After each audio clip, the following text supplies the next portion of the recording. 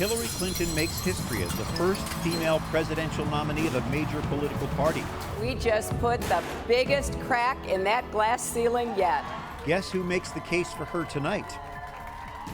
The questionable voting record of Clinton's Catholic running mate, how Senator Tim Kaine's positions conflict with church teaching.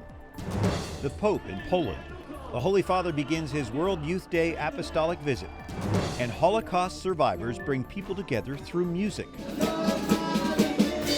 Those stories and more on EWTN News Nightly for Wednesday, July 27th, 2016.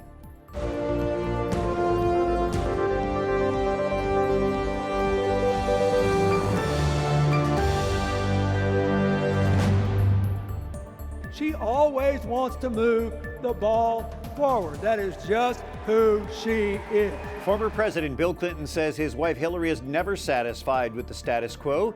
He made his pitch last night. Tonight, it's Barack Obama's turn.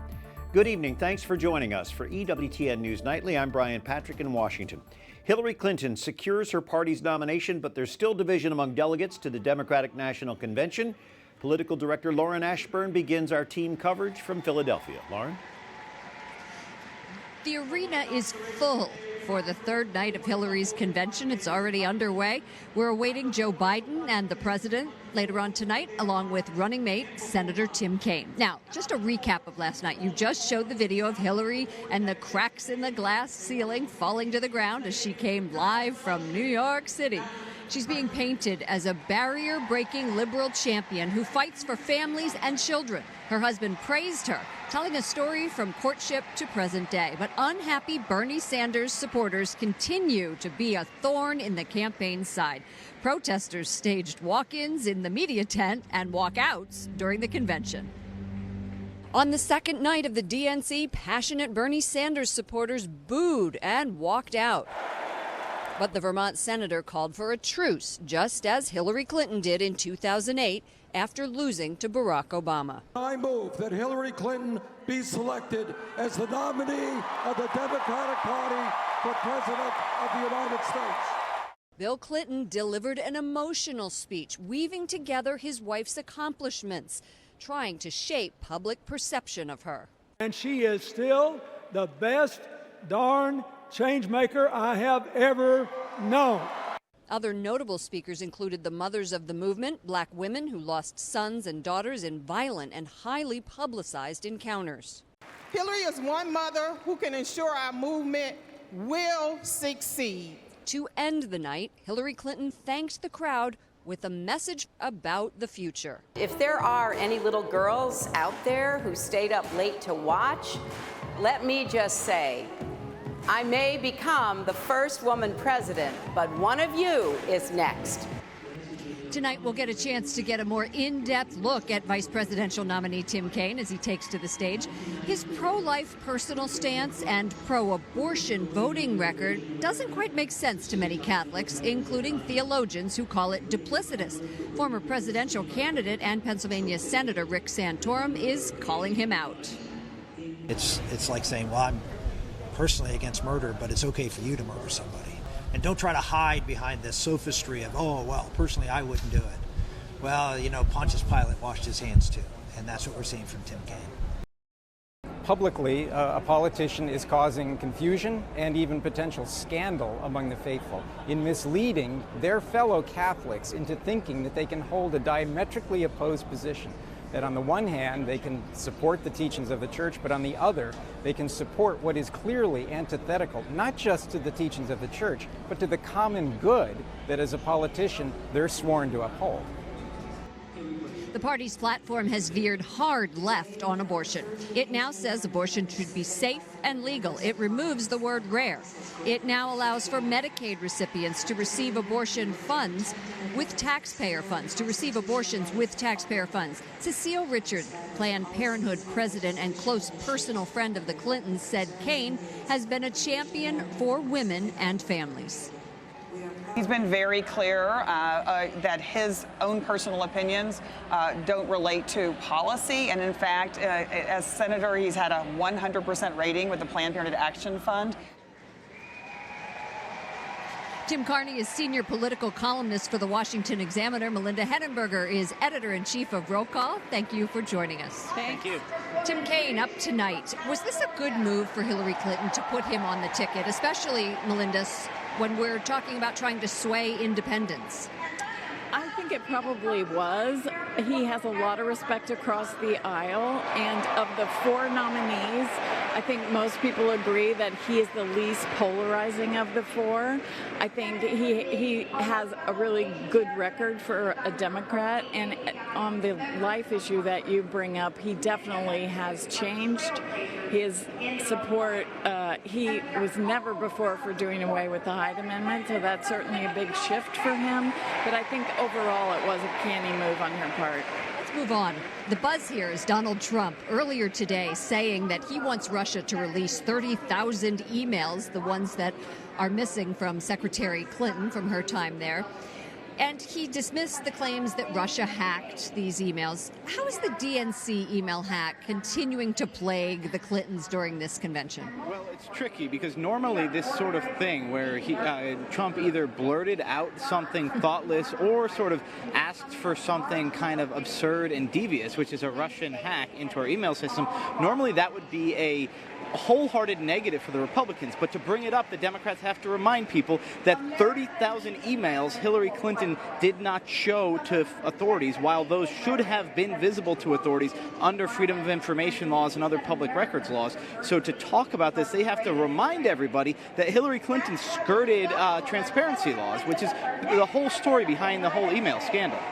Also, Bill Clinton spoke last night. This is a master storyteller politician. He began in the summer of 1971, I met a girl, and it went on from there. What was your perception, Melinda? Is it going to sway anybody that Bill Clinton is swooning over his wife? Well, it did go on from there. It went on and on from there. It was a fairy tale. I was wondering if she had also discovered penicillin by the end of the talk. I don't know how many people it will sway. I think if you love the Clintons, you enjoyed it.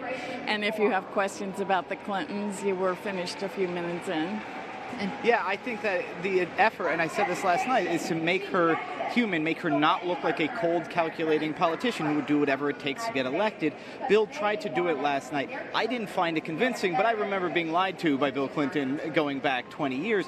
But again, even the material in the story wasn't that convincing. She still looked more driven than anything else, which is not a bad thing, but it doesn't certainly paint a picture of, oh, well, she's not just climbing up to the presidency her whole life. So I don't think he accomplished the task of humanizing his wife. Okay, very good. Melinda Henenberger, editor-in-chief of Roll Call. Thank you, Tim Carney from the Washington Examiner. Brian, later in the show, our Jason Calvi speaks with former Mayor Rudy Giuliani about the fight on terror. And we're joined by gifted singer who has performed for Pope Francis and now top politicians. Brian? Thank you, Lauren. We'll see you back in Philadelphia shortly. Meanwhile, other stories our EWTN News Nightly team is covering in today's world. A day after terrorists killed a priest in France, Pope Francis says the world is at war, but it is not a war of religions. Parlo di guerra sul serio, not di guerra di religione. Speaking during his flight to Poland for World Youth Day, Francis says it's a war of interest from money and resources. He says other people want war, not religions. Security is tight in Krakow as thousands of World Youth Day pilgrims celebrate the Pope's arrival. Wyatt Goolsby reports on the Holy Father's packed schedule. Brian, Pope Francis is in Poland for a 5-day visit. It's his first visit to either Central or Eastern Europe. Thousands of Catholic youth from across the world welcomed him to this event aimed at inspiring young people to live out their faith. Poland is rolling out the red carpet for Pope Francis. The Holy Father arrived in Krakow to great fanfare and a personal welcome from the Polish president, who called Francis a road sign in life for young people. Hundreds of thousands of pilgrims are expected to attend this year's World Youth Day. More than 180 countries will be represented. I think it's really important to, come together as one and really, feel how universal our faith really is, and just to share, the Word of God amongst each other and as peers and as teens especially, and just get God's message, truly in our hearts. World Youth Day was established in 1985 by Polish-born St. John Paul II. His desire was to inspire young people to deepen their faith and become witnesses in the world. While he is in the predominantly Catholic country, the Pope will pray at the death wall in Auschwitz, where Polish resistance fighters were executed, and at the cell of Franciscan friar St. Maximilian Kolbe. What was happening to Jewish people in the Second World War was so important, and for the Pope to come and acknowledge that, I think is quite important. For him to come and see firsthand what was going on, I think is very important as well. Preparations are also underway in the city of Czestochowa, home of the famous shrine of the Black Madonna. Cardinal Stanislaw Dziwisz dedicated Tuesday's opening Mass to victims of recent terrorist attacks, including Father Jacques Hamel, killed in France. With Europe on high alert, security remains a concern. This evening, Pope Francis urged Polish leaders to overcome fear and to show compassion to migrants. There has been much fear in the country that Muslim refugees could pose a security danger or could erode Christian traditions. Brian? Thank you, Wyatt Goolsby. EWTN has a team in Krakow covering World Youth Day and the papal visit. Ed Penton with EWTN's National Catholic Register joining us from Krakow. Ed, tell us about the Pope's arrival and his evening schedule. Okay, Brian. Yes, he arrived about 4 o'clock this afternoon on schedule, and he was taken to the President's Palace, where he's going to meet the President and then give a discourse to the diplomatic corps and civic authorities, which is usual on a papal visit of this kind. And then after that, he's going to address the bishops of Poland in a spontaneous speech, nothing planned. And then he's going to appear at the papal window of the Bishop's Palace in Krakow, where he'll greet the young people who've been gathered there. And that'll about wrap it up for today. On the trip from Rome, he made some pretty frank remarks. What did he say? Yes, he said that in reaction to the killing of Father Jacques Hamel yesterday in France, he said that there is a war, it's a piecemeal war, which he's repeated it many times, but he also said it's not a war of religions. He said it's a war based on money and resources and dominions, and it's not really to do with religion, and he was quite frank and clear about that. And describe the World Youth Day opening Mass and its connection with the founder of World Youth Day, St. John Paul II. Sure, this is the 25th anniversary of the World Youth Day, so it's quite significant. It was obviously John Paul II who started World Youth Day, and so it was very telling, that important that it was here in Krakow. Cardinal Stanislaw Dziwisz, his longtime personal secretary, presided at the Mass and gave the homily, and obviously that gave a lot of continuity there with John Paul II, who will be very much the focus of these next few days, I think. Ed Penton with EWTN's National Catholic Register in Krakow. Thank you, Ed. Thanks, Brian. And 2 Polish Holocaust survivors put on a concert in the heart of the former Warsaw Ghetto. 88-year-old Rudy Sosnowitz sings and plays the accordion. Saul Dreyer, who is 91, is on the drums. We want to give our heart to the whole world. Black, white, red or green, everything is the same. Piece of the world. You see what's going on. People, music has to help us. They sing in Yiddish, Polish, and Hebrew. Among those in the audience are Christian Poles, Catholics who helped save Jews from the Nazis during the Holocaust. EWTN broadcasts World Youth Day opening ceremonies tonight starting at 9:30 Eastern Time. The Global Catholic Network plans full coverage from Poland throughout this week. Coming up, the man who tried to kill President Ronald Reagan is allowed to go free. And Rudy Giuliani takes issue with the Democrats at their national convention, what he told us today.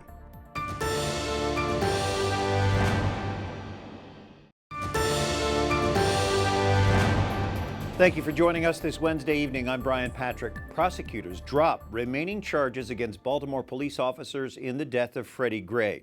Gray died a week after being critically injured while riding in the back of a police van in April of 2015. Prosecutors claimed he was not properly restrained and purposely given a very rough ride. A judge had already acquitted 3 of the 6 officers charged in the case. Gray's death caused turmoil in Baltimore, including the worst riots the city had seen in decades. 35 years after trying to assassinate President Ronald Reagan, John Hinckley Jr. will soon walk free. A judge rules Hinckley can leave a Washington mental hospital next month and live in Virginia with his elderly mother. The now 61-year-old Hinckley was found not guilty by reason of insanity in the 1981 shooting of Reagan and 3 others. Doctors say he is no longer plagued by the mental illness that drove him to shoot the president. Since 2003, Hinckley has been able to leave the hospital on occasions for visits with his parents. We return now to the Democratic National Convention in Philadelphia. Here's our political director, Lauren Ashburn. The RNC is spending $350,000, Brian, in counter messaging at this convention. The RNC has 36 staffers and just as many volunteers for this rapid response setup. The main message is that America has had enough of the status quo. Jason Calvi caught up with former New York Mayor Rudy Giuliani at the boxing ring. That's RNC's temporary headquarters here in Philadelphia. Yesterday, a priest was savagely beheaded while celebrating Mass in France. I didn't hear it mentioned at all at the DNC. What do you make of that? The fact that they didn't mention it at the Democratic Convention only indicates that this is a fantasy convention. They ignore Islamic terrorism. They ignore things like all the police officers in the Freddie Gray case now the case has been dropped. They ignore Islamic terrorism. They mention it maybe twice here and there. And they give you solutions on the economy that would bankrupt us. So I consider this a fantasy party. Why no mention of terrorism? You were so passionate about that topic last week. You were so riled up talking about terrorism. Why aren't they talking about it here? Because this is a political party that is anti-police, anti-military, and is anti-religion. And the Republican Party is pro-police, pro-military, and believes in the free exercise of religion. I'm interested, how has your Catholic faith inspired your views on this issue, on other issues as well? Well, my Catholic faith has inspired me to public service. It's one of the things that made me remain in public service for most of my life. You say abortion is morally wrong yourself, just like Senator Kaine, but you still said you wouldn't outlaw abortion. How do you reconcile that? Well, I reconcile it this way, and I understand the Catholic Church's position, and I am very empathetic to it. I consider, as a personal matter, abortion to be a sin. I consider abortion to be wrong, and I would counsel anyone not to have an abortion, and instead, if you have to, put the child up for adoption. On the other hand, I believe we live in a pluralistic society, and if other people have different moral views on it, we have to accept that, and we have to accept the decision of the Supreme Court. I think there should be limits on abortion, but I think ultimately, within a certain frame of time, a woman should have a right to choose, even if I believe what she should choose is life. Thank you so much for your time. Appreciate it very much. Thank you. Thank you, Jason. The church provides clear guidance for Catholic voters. Catholics should not vote for candidates who support abortion or any other moral evil. For a complete Catholic voter's guide, you can visit EWTN.com. Joining us now is John Gizzi, Chief White House Correspondent for Newsmax, and Jared Rizzi, Chief White House Correspondent for SiriusXM. Welcome, gentlemen. It's wonderful to be here with you. Outside of the briefing room. Taking the show on the road. That's what we're doing. All eyes are going to be on President Obama tonight. Michelle Obama decided 2 nights ago to give a unifying, inspirational message. Is that what we're going to see from the president, Jared? I think the president's going to go full campaigner-in-chief, but also the community organizer. There has been a gap in enthusiasm this entire election for Democrats, and he's got to get them fired up, ready to go, and get out to the polls. That's the message we're going to hear from the president tonight. John, do you agree with that? I think his speech will be very much along the lines of President Reagan's in 1988 or President Eisenhower in 1960, rallying the troops to get out there and fight to keep his agenda going. He may say something like, if you want to do me one last favor. Okay. The campaign changed strategy here yesterday. And with Donald Trump, they only mentioned him 38 times. And Clinton, which is low, right? And Bill Clinton didn't mention it at all. Do you think that that's going to continue, not just for the convention, but on the campaign trail? Absolutely not. And let's remember, Trump's name is all over this arena. Love Trump's hate is the sign that they are waving around. You would never see that. Even if Hillary Clinton had a name that worked well on a sign, you would never see the Republicans put their opponent's name everywhere. They know that this is a rallying cry for Democrats, especially ones who are less than enthusiastic about Hillary Clinton. This speech today, I looked it up. It's very odd. It comes 12 years to the day that then Senate candidate Obama debuted on the national stage. This has to be bittersweet for him. What do you think his role is going to be moving forward? How hard will he campaign for her? He has to campaign and leave it all on the field, because this is not just his legacy. This is a person in Donald Trump who he would absolutely hate to see succeed him in the White House. More importantly, this has become personal with them, with the birther movement, with everything that's happened between these two men. And beyond even all that, he knows how much is on the line for Democrats, but also for the agenda that he is leaving so precariously in place with these Republican majorities likely to continue in Congress. The other person speaking tonight is Tim Kaine, Senator Tim Kaine from Virginia. Do you think he's going to have a similar role that Joe Biden did? No, I'm not so sure about that. Remember, Joe Biden was a national figure who had run for president twice before. He finally got the second spot on the Democratic ticket. He simply had to look like a candidate of intelligence who could step in. In the case of Tim Kaine, he's got to introduce himself, and in particular, he has to make peace with the Sandersnista, the supporters of Bernie Sanders, who booed his name when the convention started.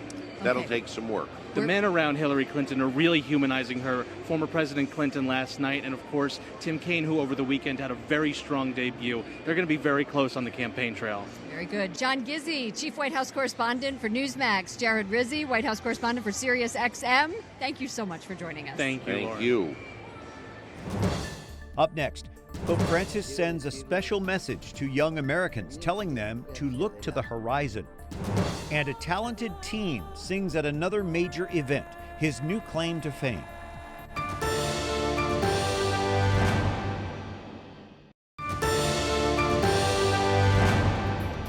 Miren siempre a los horizontes.